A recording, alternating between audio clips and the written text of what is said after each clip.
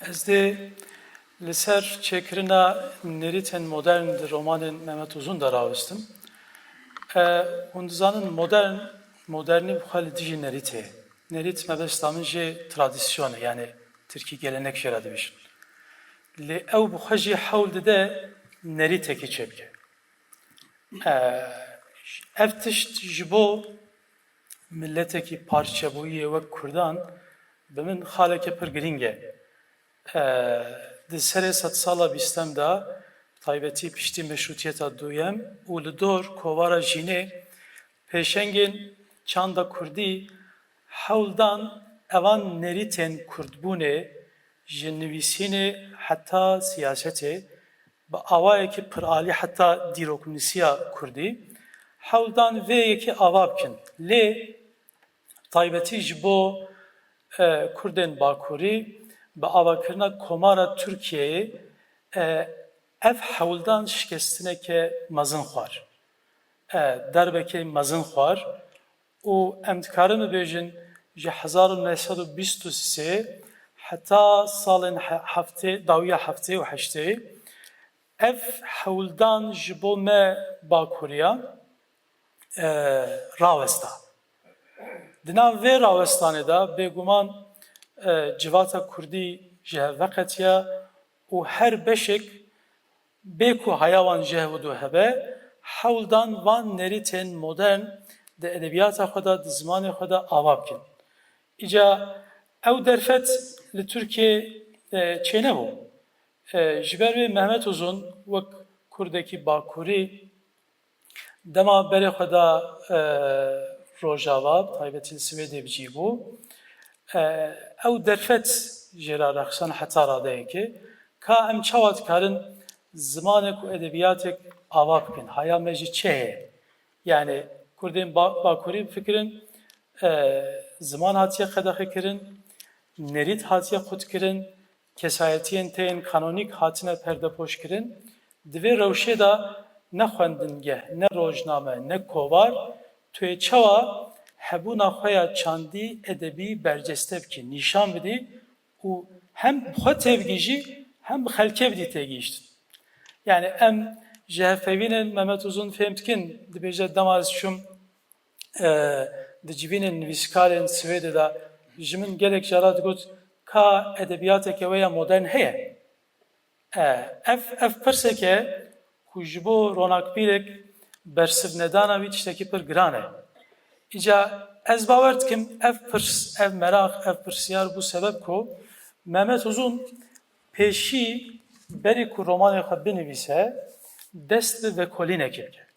Yani di hemû romanên wî de mirov dibîne demeke amadekariyê heye li ser xebitiye ewan malzemeyan kom kiriye piştî wî li ser wî romanek ava kiriye.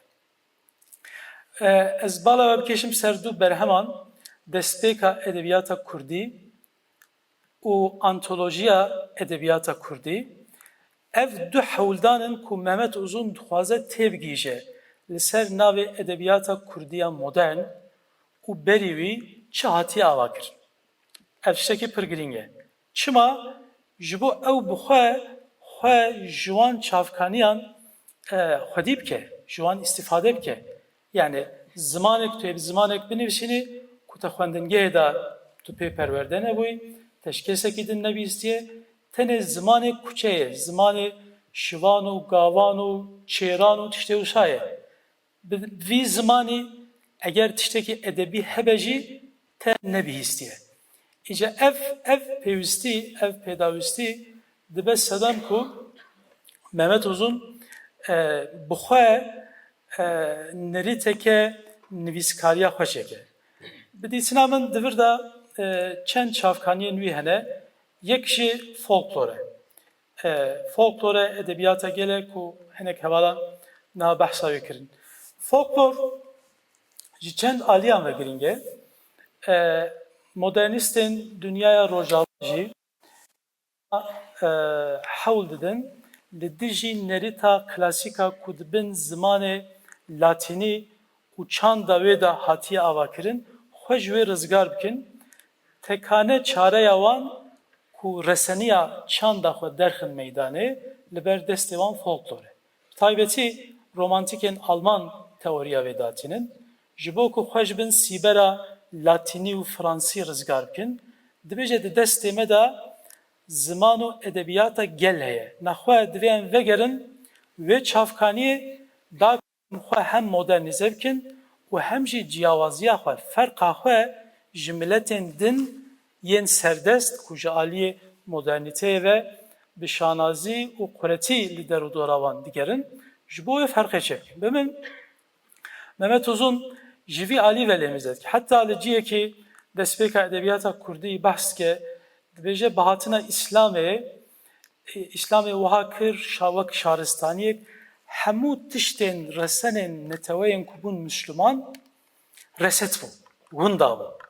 Lê dibêje şopên wê çanda resen a pêş İslamê di folklora Kurdî di edebiyata gel de heye. Ev dîsa ne tenê nêrîna Mehmet Uzun e, wek min got modernîstên dünyaya derve jî her divê qenaet edene. Hewl didin ji bo reseniya xwe, ji bo orijinalîteya xwe, ji bo dêrînbûna xwe nîşan bidin, bibêjin ku em berî Müslümaniyê, Hristiyaniyê û dînên din jî hebûn. û vê derxe meydanê. Yekem ji bo vê tiştî berê xwe dide folklorê û duyem jî bi min Mehmet Uzun wek take kesek wexta dixwaze nivîskariya vî zimanê bike, ji çavkaniyên vî zimanê dikare ji kê sûd wergire. Yek ji wana çîrokbêj, stranbêj, destanbêj û dengbêj letîne. Ha evana di nav gotina van kesan û nivîskarên modern da girêdanên pir balkêş dike. Di mirina kalekirin da dest bi vê hewldana xwe dike, di Evdalê Zeynîkê de û di Hawara Dicleyê de em dibînin karakterên wî yên sereke ji van kesan in. Îca pir balkêş e di van her sê romanan de jî em dibînin nivîskar hinek belkî cura anakroniyek be jî hinek kêşeyên nivîskariya modern her zimanê van dengbêj û çîrokbêjan dide gotin. Yek şey ew xema afirandina şêwaza taybetiya nivîskariyê. Di van her sê roman da jî risteyên Kurd, sadebûn, herikbarî em dibînin kalê rind jî behsa vê dike, Evdalê Zeynîkê jî behsa vê dike û Biroyê Dengbêj jî behsa vê dike. Bi taybet ev tiştê ku dibêje xema Mehmet Uzun'un ku ji bo bibêje ev yani xweşikkirina peyva Kurdî tiştekî berê û min wek mîrat ji van pêşengan wergirtiye. Niha estetîzekirina ziman ji bo milletên ku dibin gefa asimilasyonê de ne, di rastiyê de çêkirina prestîjeke. Yani baştê bîra me hemiyan dema em diçûn xwendingê fermî me dixwend, li beramberî me mamosteyekî pisa birêk û pêk bi cil û berg, ne bi tiraş û şeklekî modern û bi zimanek de axift û bi prestîja rola xwe ya mamostetiyê yan jî bijîşkiyê yan jî dadweriyê êdî her çi be bi awayekî rêk û pêk prestîj didan wî zimanê jî. Kurdiya me li kuçeyê ji aliyê mirovên belengaz û feqîr ve dihat axaftin ku hişê zarokek da eger bixwaze bilind bibe divê berê xwe bide vê zimanê. Ew zimanê ku li ser kar hatiye kirin. Pirtûk hatiye, kara ser müfredatek şebûye û peyvên ku di wan pirtûkan da hatine bicîkirin li ser wan kar hatiye kirin. Îca ji bo tu qedrê vê peyva ku di bazarê da wek tiştekî erzan kes awir nade bilind bikî edebiyat ronak birî rolek digire ser xwe û bi min Mehmet Uzun jî loma pir amaje bi vê yekê dike. Xweşikkirina peyva Kurdî, estetîzekirina peyva Kurdî ku ciwanên me jî xweziya xwe pê bînin. Helbestek bixwînin, romanek bixwînin, ew hestên wanên vê serdemê derbibire û bibêje bi rastî em bi vî zimanê Karın edebiyateke bilind, bağla bafrinin u em hestên xwe yên take kesbûnê jî pêtêr bikin. Xaleke din ku ez dixwazim bala bikêşim ser, dîsa bi van her sê karakteran Mehmet Uzun mijara xweseriya hunerê û vejebûnê jî münaqeşet dike. Kalê rind bi taybetî biroyê dengbêj pir li ser vê meseleyê radiweste. Yani dünyaya modern, dünyaya takekesan e. Yani ew kesên ku ji cemaetên xwe, ji eşîretên xwe êdî vedxetin û bi serê xwe jî dikarin bijîn. Şêwaz rasterast bi takekesbûnê vegirê daye. Eger tu bixwazî şêwazeke taybetiya nivîskariyê biafirînî, divê tu bikarî wek takekesek li dünyayê binerî. Wexta tu li meseleyan binerî, ne li ser navê eşîreta xwe, ne li ser navê partiya xwe, ne li ser navê îdeolojiya xwe. Hunermend evê ciyawaziya xwe bi vê takekesbûnê dikare destnîşan kê. Îca ji ber vê dîsa cûra anakroniyek be jî biro gelek caran hem zarokê mîrektiya Cizîra Botan e, divê Hinterlandê perwerde dibe, lê dibêje hestên min li beramber Mîr Bedirxan di nava hêrs û hezkirinê de çû dihat. Lewra wî dixwest ew nebe dengbêjê axa û beg û mîran. Ew bibe dengbêjê gelê xwe. Ev fikir ji çi tê? Tam jî ji ber vê. Yani ji wê patronaja ku berdevkiya derûdoreke diyarîkirî dike û nikare tiştekî din biafirîne. Lewra kesê angaje, hunermendê angaje, gelek tiştan bibêje jî, gelek tiştan vedişêre. Ne var? Hatta xwe jî bi rol ciyek dibêje ew tiştê ku nedigot, bêtir bala min dikişand. Ew tiştên ku nayên gotin, ji aliyê wan patronan ve baş nayên pesend kirin. Milletekî ku xwediyê wî tune be, ne? Patronaja wî tune be, ji bo wan dengên azadên bi vî awayî lazim in ku bikarin mirovên herî belengazên wê civatê, mirovên herî bi dezavantajên wê civatê ji wan re bibin deng. Evê kêşeyê bi riya van kesayetiyan derdixwe pêş û gelek tiştên din nivîskariya modern da derdixwe pêş ku wext hebûna min ê mesela yek bi yek xwendana lê mixabin dema me ji bo wê yekê çûneye. Ca ji bo ku vê girêdanê di navbera folklor û edebiyata modern da çêbike, ev karakterên ku diafirîne bi min bi hinek taybetmendiyên modern teçhîz dike. Çawa? Mesela Mirina Kalekirin tijera destanan dibêje, jera çîrokan dibêje, ew jî sê caran yani romana Mirina Kalekirin da Serdar Azad sê caran tê evî gundê binxetê bi Kalekirin dîra diaxive. Kalerind karakterekî çawa ye? Temsîla ronakbîrên sed sala destpêka sed sala bîstê dike. Ew keseke aslê xwe ji Diyarbekirê, em ji taybetmendiya wî jî dizanin ku ji malbateke arîstokrat e. Hatta ji wê malbatê pirtûkxaneyek şêra maye, pir balkêş e. Kovar û pirtûk û tiştên wêneyên malbatê û yên ser çanda Kurdî wek hafıza jêra mane. Lê kalerin tenê bi vê naye. Diçe li Stenbolê, li Qahîreyê ku ev her du paytextên destpêka edebiyata me ya modernin, Rojnameya Kurdistanê li Qahîreyê derdikeve, ne? Komeleyên me li Stenbolê tên vekirin û li Bexdadê. Piştî wî ji bo ku wêneyê ronakbîrekî yan jî hunermendekî modern zêdetir biçespîne, kalerin dişîne Yunanistanê. Diçelûr Yunaniya kevin hindibe, ji ûr jî dişe Venedîkê Latînî hindibe.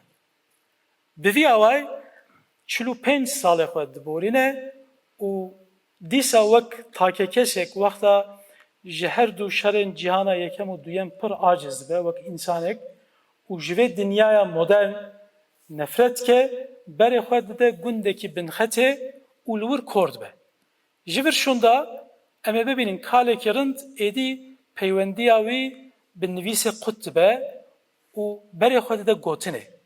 Gotina Kurdî dibe hafizê gotina Kurdî, çîrokên Kurdî, destanên Kurdî û stranên Kurdî. İja divê kêliyê de Serdar Azad rastevîtê. Yani kalerind ji her du cîhana modern û ya edebiyata gel ji wan her duan jî agahdar e û dibe mamosteyekî pir baş ku Serdar Azadî perwerde bike ku pir dişibe Mehmet Uzun bixwe. Yani dibêje dema min ev roman nivîsî min bi mirovên wiha ra danûstandin û hevpeyvîn çêkir. Taybetî jî di epigrafa vê romanê de ez ê ser ev de bînim lê hûnê du sê deqe jî bidine min. Epigrafa vê romanê de jî dibêje kalêkirin kî ye? Cegerxwîn e, Osman Sebrî ye, Mela Hesen Heşyarê Liceyî ye û gelek kesên din in. Yani hasılaya wan hemûyan di forma kalêkirin de derxistiye pêş. Ku em dizanin mesela Cegerxwînê me hem çanda dengbêjiyê wergirtiye û hem ya klasîka medreseyê wergirtiye û hem jî ya modern wergirtiye. İca hostayên bi vî awayî re dide û distîne. Ez ê tiştek jî bibêjim û bi kurtî bibirim. Bi min ji bo her destpêkekî modern dîrokek lazim e. Ji aliyê siyasî û çandî ve. Ev ji bo Mehmet Uzun mîrektiya botan e. Mehmet Uzun bi min tesîra karakterên malbata Bedirxanî ku ew bixwe jî taybetî Mîr Bedirxan hewldanên wî, çalakiyên wî yên siyasî cara pêşî wek siyasiyekî modern ku xwestiye di nav hemû mîrektiyên Kurdan de hevgirtinê çêbike. Niha Kurd pêwîstiya Kurdan bi wê heye û ew nîne. Yani ev înşaya yan rastiye pir negiring e. Lê Celadet Bedirxan jî, Kamran Bedirxan jî, Süreyya Bedirxan jî Mîr Bedirxanekî wiha îmaja wî bi vî awayî nîşanî vedin.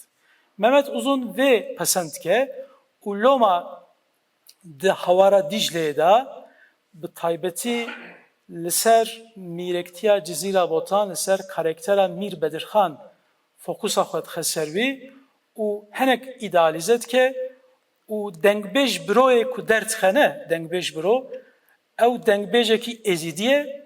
Hûn dizanin Êzîdiyê me heta salên dawî jî nav we de xwendin heram bû.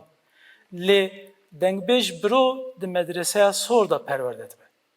Dengbêj biro di pirtûkxaneya Mam Sefo da pirtûkên cîhana Rojava dixwîne. Ne? Ku navê wan jî Kurd dike, Kurdîze dike, dike Keso, Maro, Naso tiştê bi vî awayî. Ksenefon bu yek Keso. Bi vî awayî û bi min pêşengên çanda Kurdî jî dîsa hevalên berî me behs kirin ji malbata Bedirxaniyan ji wan dest nîşan kir. Taybetî Celadet Bedirxan ku di bîra qederê de lehengê wî yê serekeye çima li ser wî radiweste ji ber ku hostayê edebiyata modern e. Bi wî re dikeve nav têkiliyê. Hûn dizanin di bîra qederê de ew karakterê me yani Celadet Bedirxan di sê ciyan da destpêka romanek dinivîsin ne? Li ciyek bîra qederê li ciyek bi navê Ronahiyê ye. Erê qederê ew ê destûrê ne da Celadet Bedirxan wê romana xwe binivîsîne. Her wekî ku îcazetê ji wî wergirtibe dibêje ez ê wê romana ku te dixwest binivîsî û te nekarîbû tu binivîsînî ez ê tişûna te de binivîsînim. Di nav du vegêran de em wê diyalogê dikarin bi vê vegiredin. Bi vî awayî em dikarin bêjin yani Mehmet Uzun di berhemên xwe de nerîteke modern çêdike û hêz û ciyawaziya edebiyata wî jî jiyên hevnişên wî hemû nebejî. Ez dibêjim ji ber vê ye. Yani kedek li pey wî heye, xwêdanrijandinek li pey wê heye. Ew roman hema li ser maseyê natine nivîsin. Yani bi hevpeyvûn û lêgerîn û tiştên dûr û dirêj kedek li pey wê heye ji ber wê em niha îro behsa wî dikin. Neva? Yani wî vê zincîra ku ji hev bela bûya nerîta edebî bi awayekî gihan nifşên nû û û nifşên nû jî niha vê kedawî takdîr dikin û birêz bibîrtînin. Spas ji bo godarî.